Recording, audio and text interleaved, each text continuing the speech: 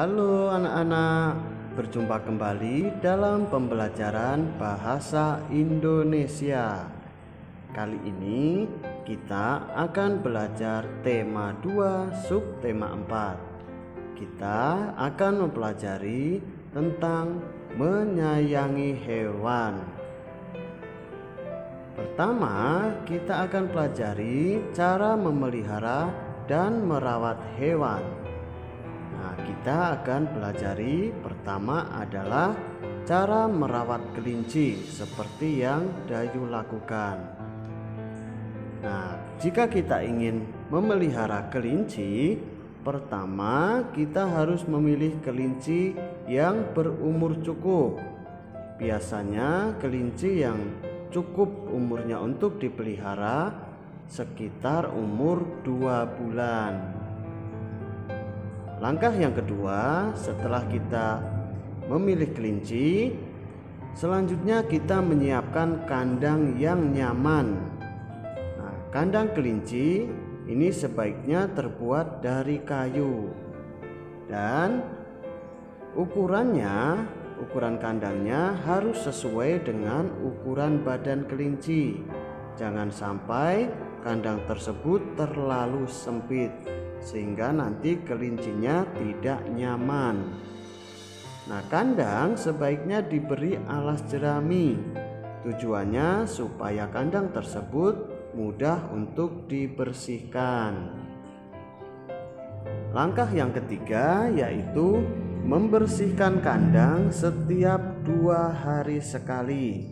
Supaya kandang itu tetap bersih, kelincinya juga akan nyaman berada di kandang. Langkah yang keempat yaitu memberi makan dan minum setiap hari. Jangan sampai kita telat memberikan makan dan minum. Nanti kalau kita telat, kelincinya bisa sakit, pertumbuhannya bisa terganggu. Langkah yang kelima yaitu membersihkan badan dan memotong kelinci secara rutin. Kita dapat melakukannya membersihkan badan kelinci bisa 2 hari sekali atau setiap hari.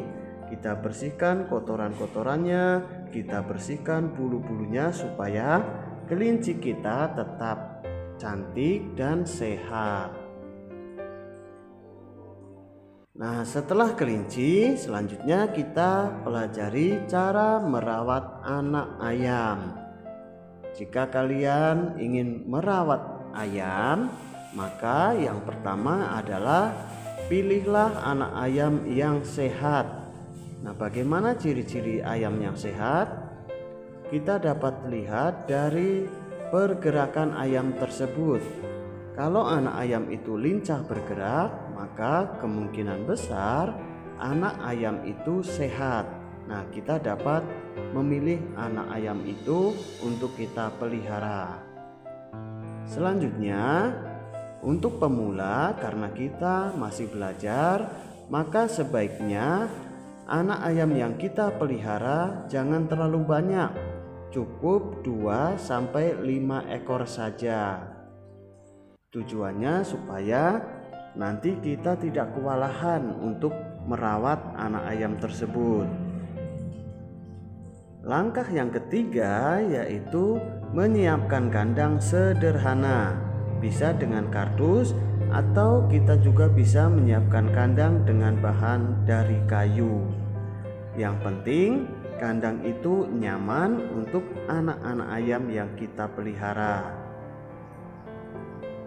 Langkah yang keempat adalah kandang yang tadi kita siapkan, kita beri alas dengan jerami supaya kandang itu mudah untuk dibersihkan. Langkah yang kelima, tempatkan lampu selama 3 minggu. Tujuannya adalah untuk menghangatkan ruangan kandang. Ya, karena anak-anak ayam tadi masih kecil, mereka butuh suhu yang stabil. Nah, untuk menjaga suhu tetap stabil, biasanya diberi lampu.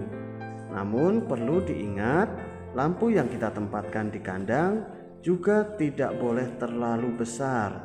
Nanti ayam-ayam yang kita pelihara kepanasan dan dapat anak-anak ayam itu menjadi meninggal. Jadi tempatkan lampu yang sedang-sedang saja.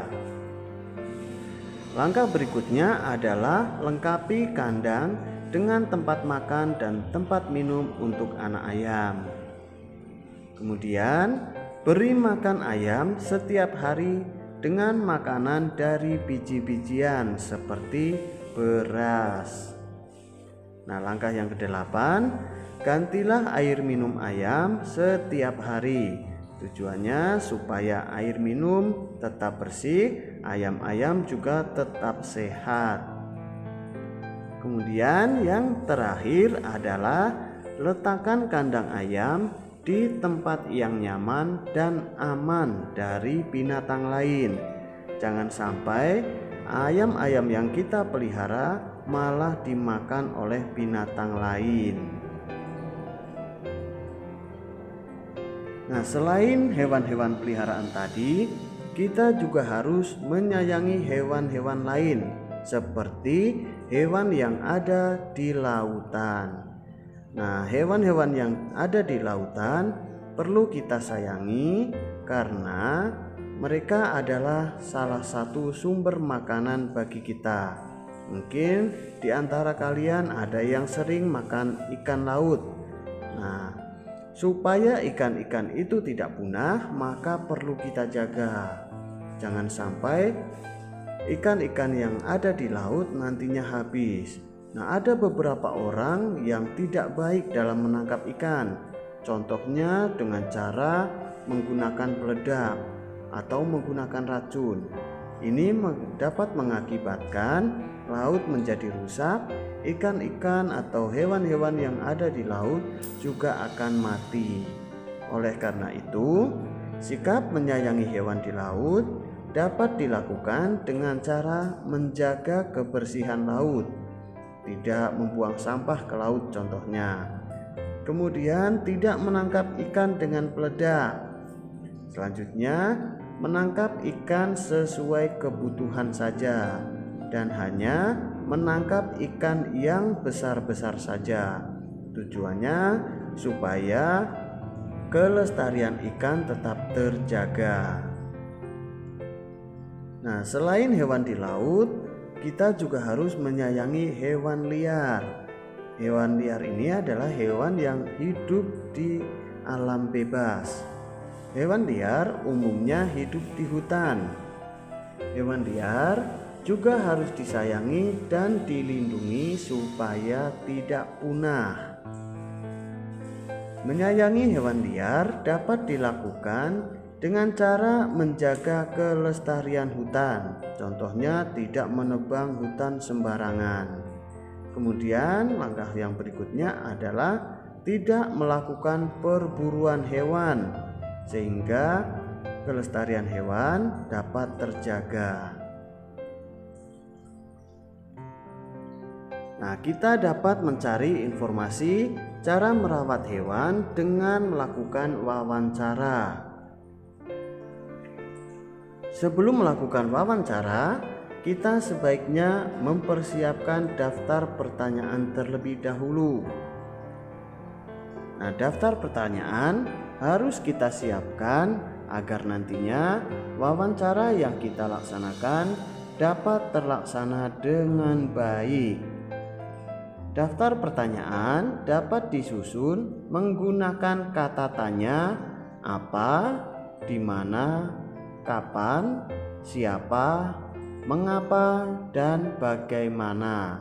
Ini daftar pertanyaan, daftar kata tanya yang dapat kita gunakan dalam membuat daftar pertanyaan. Nah, kita juga perlu tahu nih fungsi kata tanya tadi. Kita lihat yang pertama, kata tanya apa. Fungsinya adalah untuk menanyakan sesuatu atau peristiwa. Misalnya kita menanyakan tentang hewan. Hewan apa yang cocok dipelihara untuk anak-anak? Hewan apa? Nah, kita menggunakan kata tanya apa. Kemudian kata tanya yang kedua, siapa? Fungsinya adalah untuk menanyakan orang. Misalnya, siapa ya yang punya hewan peliharaan banyak? Selanjutnya adalah kata tanya di mana. Fungsinya untuk menanyakan tempat. Misalnya, di mana ya kita dapat menemukan toko penjual hewan peliharaan? Nah, kita menggunakan kata tanya di mana. Berikutnya adalah kapan. Fungsinya untuk menanyakan waktu. Kapan ya hewan peliharaan sebaiknya diberi makan? Kandangnya kapan? Kandangnya dibersihkan. Nah, kita menggunakan kata tanya kapan. Berikutnya adalah kata tanya mengapa. Nah, fungsinya adalah untuk menanyakan sebab. Misalnya, mengapa hewan dapat sakit? Nah, kita menanyakan sebab dengan kata tanya mengapa. Yang terakhir, kata tanya bagaimana. Fungsinya untuk menanyakan cara atau keadaan. Contohnya, bagaimana cara supaya hewan tetap sehat? Nah, kita gunakan kata tanya bagaimana. Nah, itu tadi fungsi kata tanya yang harus kita tanyakan ketika melakukan wawancara.